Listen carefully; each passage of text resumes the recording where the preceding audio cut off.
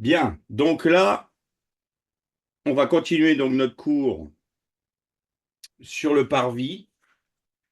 On avait vu dans les cours précédents que le parvis et que tout le tabernacle, qu'on en appelle le Mishkan, tant qu'il était dans le désert, et puis le Beth Amikdash quand c'est le temple de Salomon, à partir du temple de Salomon, eh bien, c'était un ouvrage anthropomorphique, on pourrait dire, donc représente le Christ. Mais pas seulement le Christ, c'est le Christ et toute son œuvre. Tout ce que Jésus a accompli à la croix, eh bien, se trouve résumé, se trouve dit dans le tabernacle. Et il y a aussi, on avait vu la dernière fois, comment le peuple était articulé autour de l'aspect messianique de cet édifice. Euh, on va poursuivre et on va pas être très long, mais on va juste parler des deux éléments que l'on trouve dans le parvis, c'est-à-dire l'autel des sacrifices et la cuve d'eau. Et vous allez voir que rien que dans ces deux éléments-là, il y a des choses codées dans la Torah qui sont très intéressantes à découvrir parce que ça nous permet de toujours recentrer tout ce que euh, toute la signification du Mishkan, toute la signification de ce que vit le peuple d'Israël dans le désert et dans tout son périple, puis après dans la conquête du pays, ça nous permet de recentrer tout sur la personne même de Christ. Parce que tout est en lui, tout est pour lui et tout va vers lui.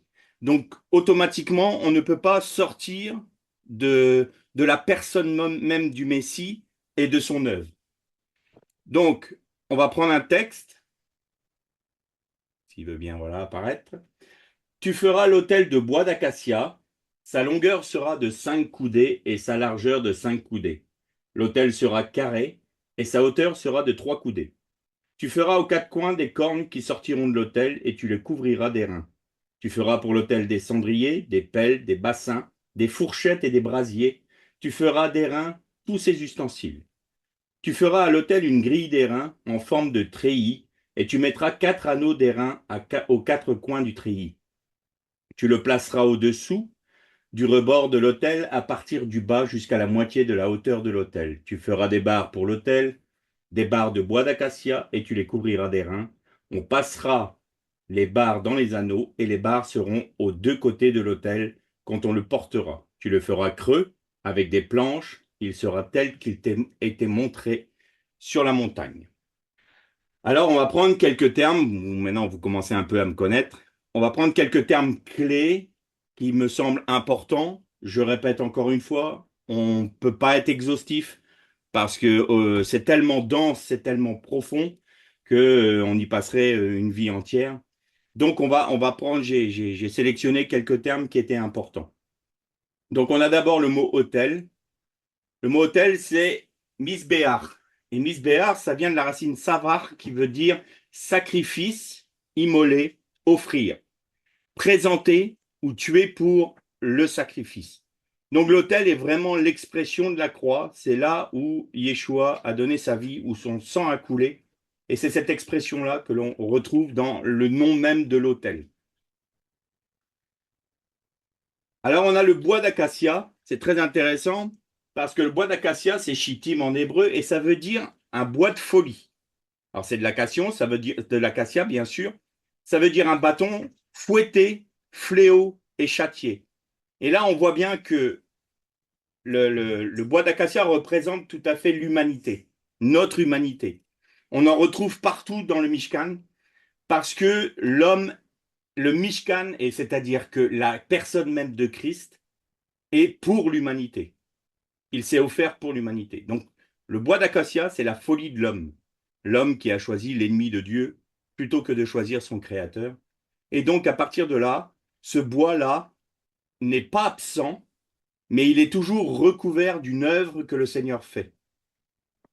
Et quand il est question de l'autel, des sacrifices, ce bois veut dire fouetter, fléau, châtier, tout comme le Messie a été lui-même fouetté, châtié et un coup de bâton aussi. Il y a eu des coups de bâton, il y a eu Il y a le fouet, le fameux flagum romain qui était fait d'os et puis de morceaux de métal. Et donc, les chairs étaient complètement déchirées. Et c'est comme ça que l'on voyait euh, l'humanité de Christ, c'est-à-dire ce qu'il avait revêtu, notre humanité, être complètement déchirée par ce châtiment. Ensuite, il est dit que l'autel serait carré. Alors, comme je vous le dis régulièrement, il n'y a jamais de hasard dans la Torah. Les mots ont un sens et il y a toujours une raison pour que chaque élément soit fait comme Dieu l'a décrit. Et carré, c'est Rava. Et Rava, c'est une racine primaire qui veut dire carré, mais également se prostituer, se coucher dans la mort, se coupler, même avec les animaux. Qu'est-ce que ça nous rappelle, ça? En fait, l'autel des sacrifices, qui représente la croix, est l'endroit où le péché de l'humanité qui était allé à son comble jusqu'au temps de Noach, c'est-à-dire que la Bible nous dit que toute chair avait perverti sa voix. C'est-à-dire qu'ils étaient arrivés à un point où il y avait non seulement l'homosexualité, mais il y avait même des choses pas très recommandables avec des animaux. Et il y avait une prostitution non seulement physique, mais spirituelle parce que les hommes avaient décidé de s'allier à des démons. Je vous avais dit dans un cours précédent que lorsqu'il est dit que les fils de Dieu virent que les filles des hommes étaient belles, ils voulurent les prendre pour femmes. Or, ce n'est pas une traduction qui est bonne, parce que littéralement, c'est mon professeur d'hébreu qui me disait ça, c'est elles étaient aptes à les recevoir. Les filles des hommes étaient aptes à les recevoir. Et là, on parlait de possession. Donc, c'était des démons qui voulaient s'incarner. Et en s'incarnant dans les filles des hommes, eh bien, ils ont engendré ce que l'on appelle les néphilim, c'est-à-dire les déchus. Et on en était arrivé là. Et donc, l'autel, qui est une représentation de la croix, va régler toute cette situation de ce que les hommes ont accompli dans le péché. Donc, c'est pour ça que c'est peut-être un peu surprenant la traduction, mais c'est en raison des résultats de ce que les hommes ont fait avec les esprits démoniaques. Alors, les cornes, c'est intéressant. Vous remarquez que le Mishkan, il est disposé d'une manière où à ce que l'entrée du tabernacle soit à l'est, et puis il est axé comme ça, est, ouest, nord, sud. Et quand on a l'autel au milieu, eh bien les cornes donnent entre chaque point cardinaux. Comment est-ce qu'on peut comprendre ça? Le mot keren, qui est corne, vient de la racine karan, qui signifie une puissance, la force, rayonner, briller ou envoyer des rayons. Ça veut dire que le sacrifice de Jésus, la personne même de Jésus qui est l'ensemble du tabernacle, et l'autel, nous montre que c'est pour toute l'humanité, mais pas forcément toute l'humanité dans un temps donné, en tout lieu, mais dans tous les temps. Et c'est pour ça que l'autel était placé de cette manière-là, à ce que les cornes se dirigent vers le nord, nord-ouest, nord-est, sud-est, sud-ouest. De manière à ce que non seulement la personne du Christ, c'est pour toute l'humanité en tout lieu, mais son sacrifice, c'est non seulement pour toute l'humanité en tout lieu, mais en tout temps. Donc il y a cette notion de puissance, de rédemption et de purification à travers l'autel des sacrifices, du sang qui coule, du sacrifice de Jésus, l'agneau immolé, et pour tous les temps et pour tous les hommes. Et c'est une puissance. Et c'est pour ça que cette puissance rayonne dans l'humanité entière. Alors tu feras pour l'autel des cendriers. Cendrier, c'est cire, et ça veut dire chaudron, cendrier, mais ça veut dire aussi un hameçon, crochet. Là, on retrouve une chose intéressante dans l'hébreu. Vous savez que la lettre Vav, la lettre qui a pour valeur numérique 6, représente le Christ parce que le Vav, c'est un crochet ou un clou. Et c'est la lettre qui fait la jonction entre le ciel et la terre. Et donc Jésus est représenté par le Vav en tant que le Messie qui réconcilie l'humanité avec le Père. Et il y a cette notion de épines et ronces, et là on retrouve la malédiction qui était sur la terre après la chute de l'homme. La terre produira des épines et des ronces, et tu travailleras à la sueur de ton front. Donc la malédiction de la création, de la terre du moins, se voit par les épines et les ronces. Et Jésus portait une couronne d'épines sur la tête parce qu'il portait notre malédiction quand il a été crucifié. Non seulement la nôtre, mais celle de toute la création. Et c'est pour ça qu'on retrouve donc l'hameçon ou le crochet, donc le vave, qui porte sur sa tête les épines et les ronces de la malédiction due à la chute. Ensuite, nous avons les pelles. Les pelles, c'est Ia. Ce mot veut dire pelle, mais il vient d'une racine Ia qui signifie emporter au loin, enlever et balayer. Par son sacrifice, Jésus qui porte non seulement notre péché, nos maladies, mais nos malédictions aussi, eh bien, par ce sacrifice, l'appel était là pour enlever les cendres, pour enlever ce qui avait été consumé. C'est-à-dire qu'à partir du moment où Christ a été consumé par le jugement de Dieu, eh bien, nos péchés, nos malédictions, nos maladies sont ôtés, sont enlevés et sont balayés. Tu feras des bassins. Bassin, c'est misrak. Et là, ça veut dire une coupe ou un vase. Ça veut dire aussi bien bassin, bien sûr. Il vient de zarak, qui signifie jeter, s'emparer, reprendre, semer, être aspergé. Et là, on va avoir une notion de l'aspersion du sang qui se fait dans le Saint des Saints. Mais il y a quelque chose d'intéressant avec la coupe et le vase parce que ce mot-là se retrouve au moment où Joseph va cacher sa coupe de divination dans le sac de Benjamin, de Benjamin. Et la coupe, donc on a le Mashiach Ben Yosef qui cache sa coupe, c'est-à-dire que c'est la coupe dans laquelle il, euh, il y avait l'aspect démoniaque qui allait mettre à mort le Christ. Croyant avoir la victoire sur le Messie en l'amenant à la mort. Or, il n'a pas réalisé, Satan, je parle de Satan, qu'en mettant à mort le Messie, il accomplissait le plan de Dieu. Et c'est cette coupe-là que Jésus a bu. Il a bu la coupe amère de notre condamnation, de notre péché. Et là où Satan a cru avoir une victoire, eh bien en fait, c'était la plus éclatante de ses défaites. Il y avait des fourchettes. Donc fourchette, c'est mazleg. Ce mot veut dire fourchette, bien sûr, mais une fourchette à trois dents et vient d'une racine qui a le sens de retirer. Là encore, on est toujours dans la même notion avec la pelle, les pelles, de retirer quelque chose de le cœur de l'homme. Mais il y a un autre aspect, c'est trois dents, et ça nous rappelle bien évidemment l'aspect trinitaire, qui va aller enlever des choses, mais à l'intérieur. Ça va aller en profondeur. Et c'est ce qui va ôter du cœur de l'homme tout ce qui est le péché que nous avons hérité de nos parents, de nos premiers parents.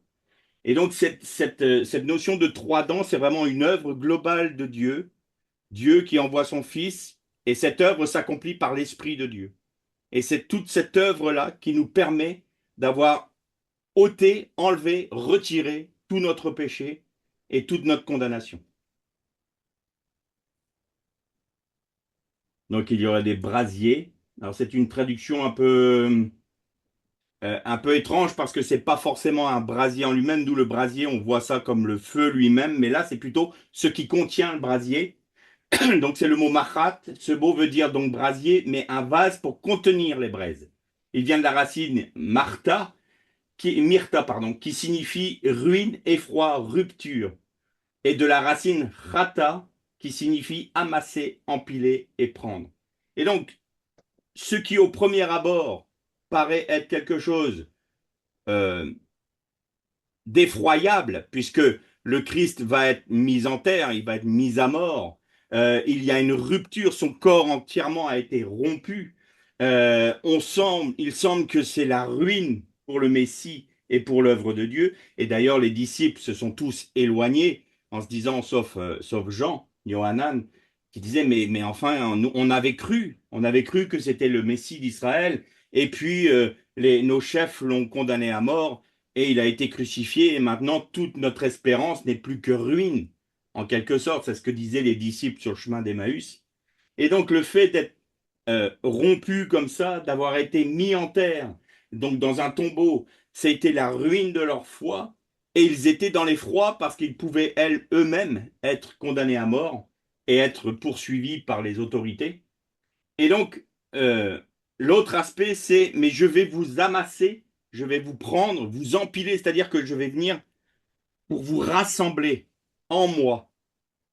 Mais ça, c'est dans un deuxième temps, quand ils vont comprendre que la ruine n'a pas lieu parce qu'il faut aller au-delà du brasier. Le brasier va nous représenter le feu du jugement, le jugement de Dieu qui tombe sur le Messie, qui est une ruine apparente.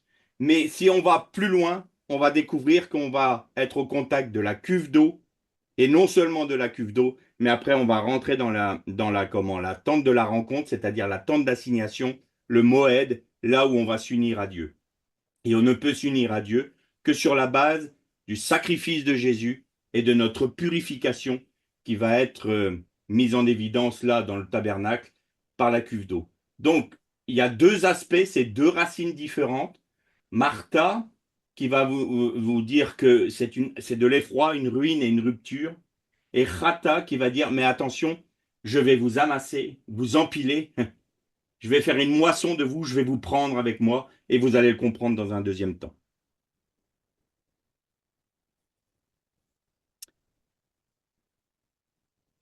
On a donc une hauteur de 3 coudées, et 3 coudées, ça va nous représenter toujours l'aspect trinitaire, donc le Père, le Fils et le Saint-Esprit.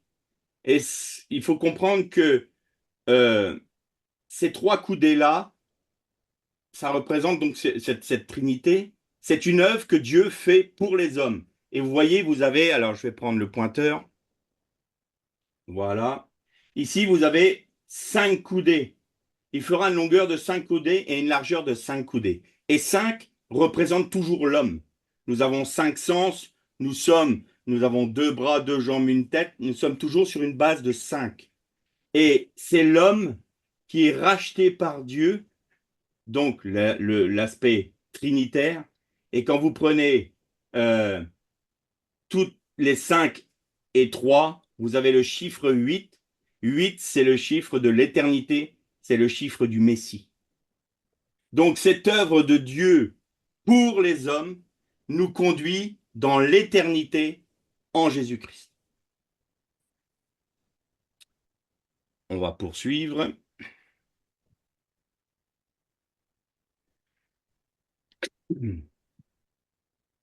Alors, on reprend toujours le même texte, mais là, on va continuer parce que j'avais plus de place sur la première diapo. Donc, on a des grilles d'airain. Grille, c'est Macber, et ça veut dire grille, mais vient de 2 racines, de kabar, qui signifie multiplier, faire nombre et entrelacer, faire grand, et kabara, qui signifie tamis, crible. Et ça, c'est intéressant parce que euh, quand on va aborder le sujet de la tente de la rencontre, on va voir que en hébreu, la tente de la rencontre se dit moed. Et moed a une racine très intéressante qui est yaad. Et yaad, c'est l'homme et la femme qui s'accouplent pour porter du fruit un enfant. Et là, vous voyez que sur la base de ce sacrifice, donc ces grilles-là, représentent cet entrelacement que nous allons avoir avec notre Messie. Nous ne pouvons pas être unis à notre Messie, à notre Seigneur, que sur la base de son sacrifice et de ce qu'il a accompli à la croix. Si nous n'acceptons pas la croix, si nous n'acceptons pas la plénitude de l'œuvre de la croix dans notre vie, il ne nous est pas possible d'entrer dans une relation intime avec le Seigneur. C'est impossible. Il faut non seulement que cette œuvre qui a été accomplie par Jésus à la croix soit vraie pour nous, soit une œuvre accomplie pour nous, mais il faut que nous-mêmes, nous rentrions dans cette réalité de la croix pour nous-mêmes. Il faut que nous soyons ce que disait Galate de 20, j'ai été crucifié avec Christ. Ce n'est plus moi qui vis, c'est Christ qui vit en moi. Et donc c'est en cet entrelacement qu'il y a avec le Seigneur Jésus sur la base de la croix. Et qu'est-ce que ça va être pour nous, la croix? Eh bien, ça va être un tamis et un crible. Et le tamis et le crible, il sert à quoi? À partager les éléments. On va séparer ce qui est bon de ce qui est mauvais.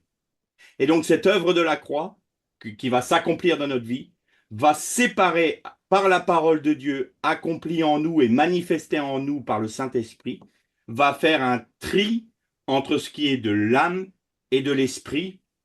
Et nous allons être incités par la grâce de Dieu en Jésus-Christ de choisir de marcher par l'esprit. Mais là encore, c'est une grâce que Dieu nous fait en Jésus-Christ parce que c'est lui qui nous donne la grâce de pouvoir accomplir son œuvre, sa parole et de marcher par son esprit. Et donc, vous voyez que dans le mot grille, il y a tout cet aspect-là. Nous rentrons dans la croix, dans l'œuvre de la croix pour pouvoir être unis à Christ, mais cette union va faire que nous sommes dépouillés de nous-mêmes et revêtir Christ, donc on va être criblés et on va être tamisés.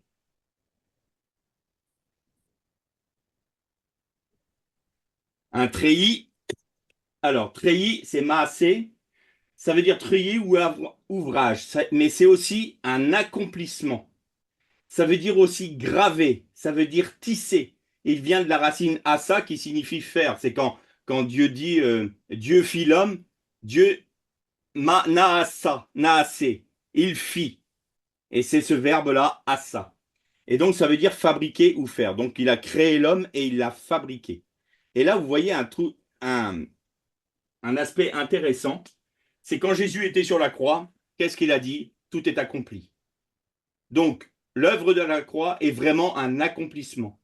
Et cet accomplissement va se graver sur nos cœurs. C'est ce que disait, euh, c'est ce que nous dit la parole.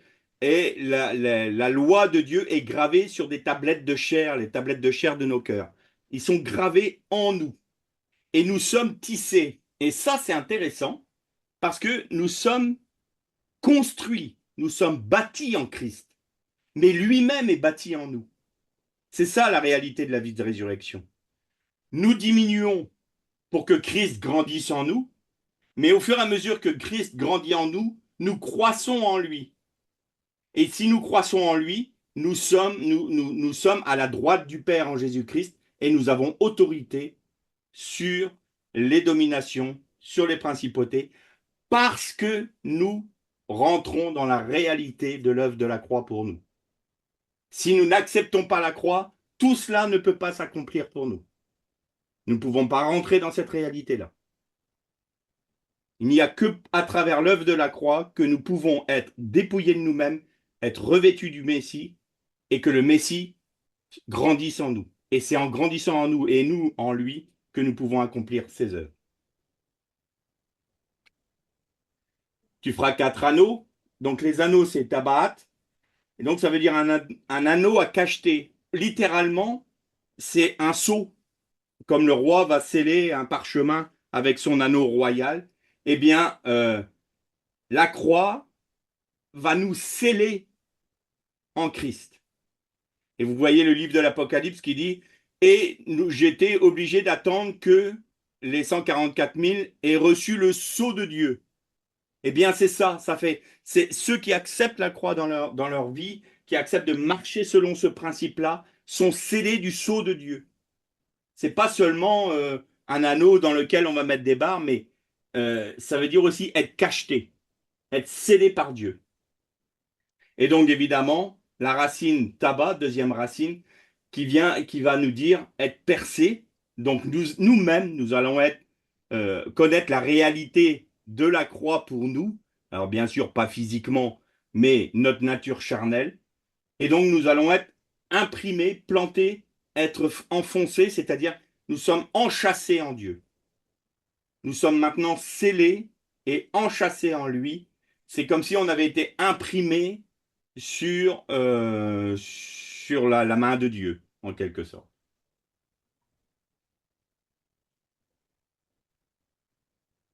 Alors ensuite, tu le feras creux. Donc ça, c'est navav. Et ça veut dire creux, mais également fou. Parce que vous avez ce texte qui est parlant, Paul qui dit la croix est folie pour le grec et un scandale pour les juifs. Scandale pour les juifs, pourquoi? Parce que Jésus est mort sur une croix et celui qui est pendu au bois, au gibet, est maudit et maudit le pays. C'est pour ça que pour les juifs, c'est un scandale. Mais pour les Grecs, pour les nations, bah, c'est une folie. Tout ce que je viens d'énumérer là, ce dont on vient de parler, pour un esprit des nations gréco-romains, bah, c'est de la folie, tu dis n'importe quoi. Ton grand savoir te fait déraisonner. C'est n'importe quoi ce que tu dis. C'est creux. Et on dit souvent, oh là là, son truc là, c'est n'importe quoi, c'est creux. Ben voilà, Navav. C'est fou, tu es fou de croire ces choses-là. Et on a des planches. Alors les planches, c'est louar. Et donc, ça veut dire des tablettes, littéralement des tablettes de bois ou des planches, on peut le traduire comme ça. Et là, ça va nous parler du fait que par la croix, les tablettes de notre cœur vont être inscrites. On va retrouver le mot maasé qui veut dire donc gravé, tissé. Donc on va être gravé sur des tablettes. Alors là, c'est de bois bien sûr, mais ça va représenter les tablettes de nos cœurs qui sont gravées par l'Esprit de Dieu. Et sa parole est imprimée dans notre esprit et dans notre cœur de manière à accomplir la pensée de Dieu et à séparer ce qui est de l'esprit de ce qui est de la chair. Donc tu feras une cuve d'airain avec ces bases d'airain pour les ablutions, tu les placeras. Donc là, on arrive à la cuve d'eau. Tu les placeras entre la tente d'assignation, ou Moed, et l'autel, et tu y mettras de l'eau avec laquelle Aaron et ses fils se laveront les mains et les pieds. Lorsqu'ils entreront dans la tente d'assignation, ils se laveront avec cette eau, afin qu'ils ne meurent point. Et aussi lorsqu'ils s'approcheront de l'autel pour faire le service et pour offrir des sacrifices à l'Éternel. Alors, ces deux éléments du parvis ne peuvent pas être dissociés. On ne peut pas dissocier l'autel des sacrifices et la cuve d'eau, parce qu'ils sont intimement liés. L'autel des sacrifices, c'est là où Jésus va être consumé par le feu du jugement de Dieu. C'est là qu'il va être rompu, c'est là qu'il va être brisé, c'est là que son sang va couler, c'est là que nous allons avoir l'expiation pour tous nos péchés. Et la cuve va nous purifier. Et vous avez Jésus, quand il a été percé par la lance du soldat romain, il y avait de l'eau et du sang. Et les deux sont liés. Et donc vous retrouvez cette notion dans l'autel des sacrifices et dans la cuve d'eau.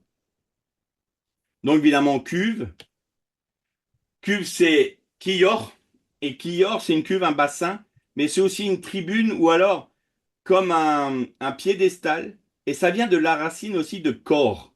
Et corps, ça veut dire un creuset, une fournaise, fondre ou être percé. Et là, pourquoi, bizarrement, cette cuve porte ces noms-là de percé, de fondre, de fournaise, alors que on vient de passer à l'autel des sacrifices? Eh bien, justement, c'est à cause de ce lien dont je vous parle. La cuve est aussi une représentation de ce qui a été accompli à la croix. La croix est une fournaise, c'est là où nous sommes fondus, c'est là où l'or et l'argent sont purifiés, et c'est là que Jésus a été percé. Et c'est là aussi où notre chair est percée, notre nature charnelle est percée et doit y rester pour mourir. Et donc nous-mêmes, nous passons dans ce creuset, dans cette fournaise, et pour être fondus, afin que nous soyons purifiés de toute souillure. Et là, évidemment, c'est la cuve de purification. Donc, une cuve de purification, mais intimement liée avec l'autel des sacrifices qui était pour consumer le sacrifice, c'est-à-dire le jugement de Dieu qui brûle le sacrifice, donc Jésus. Les bases, donc c'est Ken, on l'a vu ça dans les autres, dans les autres cours. Donc c'est un piédestal et c'est à la place ou remplacé. Et là, pourquoi? Ben, parce que Jésus, en ayant été placé à la croix, il a été élevé. C'est ce qu'il disait, il faut que le Fils de l'homme soit élevé afin d'attirer tous les hommes à lui. Donc c'est comme un piédestal. Mais regardez, mes chers amis, qu'il avait envie de dire, je prends votre place. C'est moi qui vous remplace. Normalement, c'est vous qui devriez être sur cette croix. C'est vous qui devriez subir ce châtiment. Mais moi, je me mets à votre place et je vous remplace pour subir ce châtiment. Et vous aurez cette purification et cette sanctification que sur la base du fait que je vous ai remplacé à la croix. Ablution, c'est rachatz, et donc ça veut dire se baigner, nettoyer, être lavé. Alors bien entendu, on va avoir cette notion de purification, d'être purifié de nos péchés, mais baigner nous parle de quoi? Ben évidemment du baptême. Donc le baptême, c'est quoi en fait? C'est c'est représenté par le peuple d'Israël qui a été séparé de l'Égypte. Donc il a été sauvé de l'Égypte au moment où ils ont mis du sang autour des portes de leur maison. Ils ont été sauvés de l'Égypte. Mais ils n'ont pas été encore délivrés. Et donc, ce qui les a délivrés de l'Égypte, c'est d'avoir traversé la mer et d'être passé au-delà de la mer comme par les eaux du baptême. Et à ce moment-là, l'Égypte ne pouvait plus les atteindre. Ils étaient hors de portée de l'Égypte.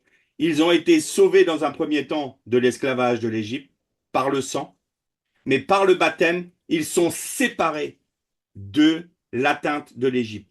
Donc ça nous représente quoi? Nous sommes sauvés du monde par le sang de l'agneau, mais nous sommes séparés du monde par les eaux du baptême. C'est-à-dire que là, en faisant cet acte-là, mais vraiment dans cette pensée spirituelle que nous nous séparons du monde par les eaux du baptême, eh bien, le monde ne peut plus nous atteindre. Tant que nous restons sur la base de la foi, de cette réalité du baptême, le monde ne peut pas nous atteindre. Ensuite, nous passons par le désert, le dépouillement de soi-même, mais là, c'est un autre sujet. Donc voilà, vous avez la représentation aussi donc du Mishkan, comme je le disais. Donc vous aviez les cornes ici, hein, normalement, voilà, aux angles. Et donc là, ici, c'était l'Est, ici, c'était l'Ouest. Là, vous aviez le Nord, c'est à l'envers, hein, et là, le Sud. Et vous voyez les cornes données entre chaque direction. Donc c'est ce que je vous expliquais tout à l'heure. La cuve d'eau. Et en passant par là, nous pouvons passer par le voile qui nous fait pénétrer dans la tente de la rencontre. Mais ça sera pour les cours prochains. Donc voilà pour ce cours. Bon, il n'y a pas eu beaucoup de diapositives, mais c'était quand même assez dense. Donc du coup, je me suis dit qu'on pouvait s'arrêter là. Et donc je vais arrêter l'enregistrement et puis on va pouvoir partager ensemble, poser vos questions. Je reprendrai donc, pour ceux qui ne sont pas là d'habitude, je vais reprendre un enregistrement, mais c'est pour l'audio seulement, de manière à ce qu'on puisse enregistrer nos échanges. Donc on se retrouve tout de suite.